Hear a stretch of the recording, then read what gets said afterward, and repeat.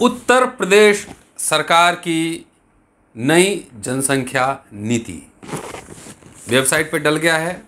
बहुत ही संवाद विवाद विमर्श चल रहा है और इसी बीच अंबेडकर साहब की एंट्री करा दी गई है और वो कराई है दुष्यंत कुमार गौतम साहब ने। दुष्यंत कुमार गौतम कौन है? जाकर इंटरनेट पर सर्च कीजिए। राज्यसभा का सांसद हैं, बीजेपी से, शेड्यूल कास्ट कम्युनिटी के हैं, रिजर्व कैटेगरी के हैं। इन्होंने एंट्री कराई है बाबा साहब की उत्तर प्रदेश की नई जनसंख्या नीति को लेकर। आभासी दुनिया के मेरे दोस्तों, रतन लाल बोल रहा हूँ। काम की बात लाल की क्लास में आपका स्वागत है और पेश है अंबेडकरनामा। एपिसोड शुरू करने से पहले उन्होंने क्या कहा है, उसकी व्याख्या क्या होगी, उसको शुरू करने से पहले 27 नवंबर 2015 को डॉक्टर अंबेडकर के बारे में देश के प्रधानमंत्री श्री नरेंद्र मोदी ने क्या कहा था, जरा सुनिए ये वीडियो। बाबा साहब आंबेडकर की विशेषता की ओर हम नजर करें। दीर्घदृष्टा और महापुरुष कैसे होते हैं, इसका उदाहरण है कि अगर किसी को इस सरकार पर प्रहार करना है तो भी कोटेशन बाबा साहब का काम आता है। किसी को अपने बचाव के लिए उपयोग करना है तो भी कोटेशन बाबा साहब का काम आता है। किसी को अपनी न्यूट्रल बात बतानी है तो भी कोटेशन बाबा साहब का काम आता है। इसका मतलब उस महापुरुष में कितनी दीर्घदृष्टि थी, कितना विजन था, कितने व्यापक फलक पर उन्होंने अपने विचारों को व्यक्त किया था कि जो आज भी विरोध करने के लिए भी वो मार्गदर्शक हैं, शासन चलाने वाले के लिए भी मार्गदर्शक है, न्यूट्रल मुख रक्षक बैठे हुए लोगों के लिए तोड़ने के लिए भी मार्गदर्शक है। ये अपने आप में एक बड़ा अजूबा है। वरना विचार तो कई होते हैं, हर विचार एक ही खेमे के काम आते हैं, सब खेमों के काम नहीं आते।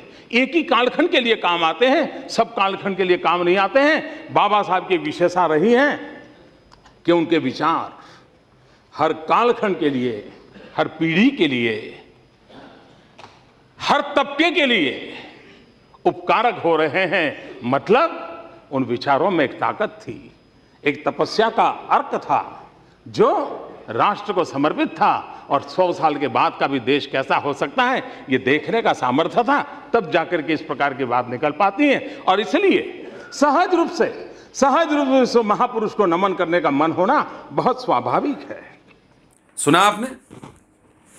तो अंबेडकर साहब ऐसे हैं, किसी को अपने समर्थन में यूज करना होता है तब भी काम आते हैं, किसी को विरोध में यूज करना है तब भी काम आते हैं, किसी को तटस्थ रहना हो तब भी काम आते हैं। अब चलिए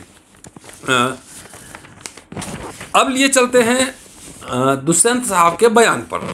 उन्होंने एक इंटरव्यू दिया है जिसमें कहा है कि Uttar Pradesh government following steps of Ambedkar with proposed population control policy, कि उत्तर प्रदेश सरकार जो है वो अंबेडकर के नीतियों को फॉलो कर रही है। उन्होंने कहा 11 तारीख को उन्होंने कहा है, आज 12 तारीख है, आज मैं इसकी व्याख्या कर रहा हूँ। उन्होंने कहा कि this is very good bill. After the arrival of this bill I am remembering doctor B.R. Ambedkar. Doctor B.R. Ambedkar would be relieved when Yogi ji will bring this bill. कि कह रहे हैं कि इस बिल को देखकर आने के बाद मुझे अम्बेडकर याद आते हैं और अम्बेडकर जो है बहुत ही रिलैक्स, रिलीव्ड महसूस करेंगे योगी जी बिल को लाते हैं। तो अब सवाल ये है कि पढ़ते नहीं हैं, सोचते हैं। और अम्बेडकर साहब ने पॉपुलेशन के बारे में कहाँ पे क्या कहा है, शायद दुष्यंत साहब को मैं रेफरेंस दे दूं कि वो पूरा वो पढ़ें। और ये पहले किताब दिखा देता हूँ, बाबा साहब डॉक्टर भीमराव अम्बेडकर, ये वॉल्यूम नंबर 3 है, डॉक्टर अम्बेडकर विधान मंडल में। आप इसको जब पलटेंगे तो परिशिष्ट 1 आएगा और पेज नंबर है 291 से लेकर 307 तक पेज है। इसमें है जन्म नियंत्रण के उपाय। ये भाषण डॉक्टर अम्बेडकर का लिखा हुआ था, लेकिन विधान मंडल में जिस दिन ये बहस थी उस दिन डॉक्टर अम्बेडकर नहीं जा पाए थे और पीजे रोहम ने इस भाषण को पढ़ा था। तो ये पेज नंबर बता रहा हूँ दुष्यंत साहब, आप जरूर जाएंगे, आप इसको पढ़ेंगे। बाबा साहब को सिर्फ मानिए नहीं, जानिए भी। इस पे अगला एपिसोड मैं बनाने जा रहा हूँ। पूरे उत्तर प्रदेश योगी सरकार की पॉपुलेशन पॉलिसी और डॉक्टर अंबेडकर ने इस लेख में जो ये स्कॉलरली भाषण है, इसमें कई फुटनोट्स हैं, रेफरेंस हैं, स्कॉलर के रेफरेंस हैं, हिटलर के रेफरेंस हैं, सरोजिनी नायडू के रेफरेंस हैं, राइटिंग्स के, हिस्टोरियन के रेफरेंस हैं। तो इसको पढ़ने के लिए बहुत धैर्य की ज़रूरत पड़ेगी, इसलिए पढ़िएगा जरूर। ये स्कॉलरली भाषण है। आगे कह रहे हैं दुष्यंत गौतम साहब, doctor Ambedkar had lobbied for uniform civil code and had even resigned from the government, taking a strong stand backing the uniform civil code. मैं फिर आग्रह करता हूं दुष्यंत साहब कि इसका रेफरेंस बताएं, सोर्स बताएं, कहाँ पे ये लॉबिंग कर रहे थे यूनिफॉर्म सिविल कोड के लिए। और मैं रेफरेंस आपको बता देता हूं, डॉक्टर अंबेडकर का रेजिग्नेशन जाकर पढ़िए।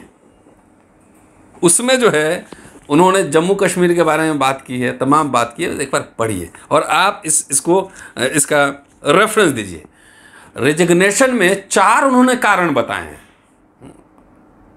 4 कारण बताए हैं। उसमें से एक ओबीसी है, एक हिंदू कोड बिल है, कहीं आप कंफ्यूज तो नहीं कर रहे हैं, हिंदू कोड बिल है, एक फॉरेन पॉलिसी को लेकर है, तमाम ये 4 चीज़ है। मैंने कई एपिसोड बनाए उनके रिजिग्नेशन पे, तो आप देख सकते हैं कि वो रिजिग्नेशन किए थे, उसमें यूनिफॉर्म सिविल कोड नहीं था। एक बार जाकर देखिए, अगर हिंदू कोड को आप यूनिफॉर्म सिविल कोड समझ रहे हैं तब क्या कहा जाए। सो उत्तर प्रदेश सरकार ने जो डिसीजन बनाया है उसका स्वागत करते हुए उन्होंने कहा है, The decision that the Uttar Pradesh government is going to take for population control is very good decision, very good decision. He further said that the government is not saying that you should have only 2 children. ये सरकार ये नहीं कह रही कि आपके पास सिर्फ 2 बच्चे होने चाहिए। Instead, इसके अलावे you may have however many you want. आपको जितने बच्चे चाहिए आप रख सकते हैं, but only if you can afford it, कि उसका अगर पालन आप कर सकें। Why should the government bear their expenses. तो एक बार गौतम साहब अपने बीजेपी के भारत भर में जितने आपके नेता हैं उनके बच्चों का पहले गणना करा लीजिए।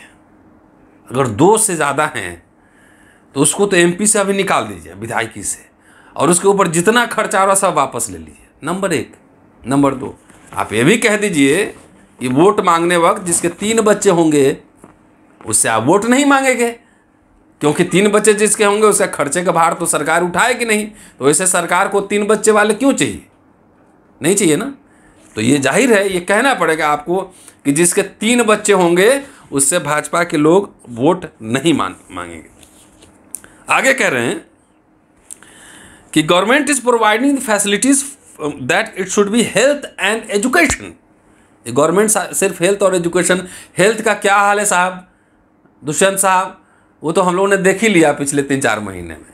हेल्थ कितना बढ़िया है, गोमूत्र पी रहे थे, गोबर का लेप लगा रहे थे, नहा रहे थे, कितने लाख लोग मरे, तो आप बता ही सकते हैं। आप नहीं बताएंगे तो आंकड़े आ जाते हैं। तो हेल्थ की क्या हालत है वो भी हम लोग जान रहे हैं। और एजुकेशन का मैं तो प्रोफेसर हूँ, जो 7 वर्षों में आपने बंटाधार किया है, इसका तो कोई जवाब ही नहीं है, इसमें तो बहस हो सकती है।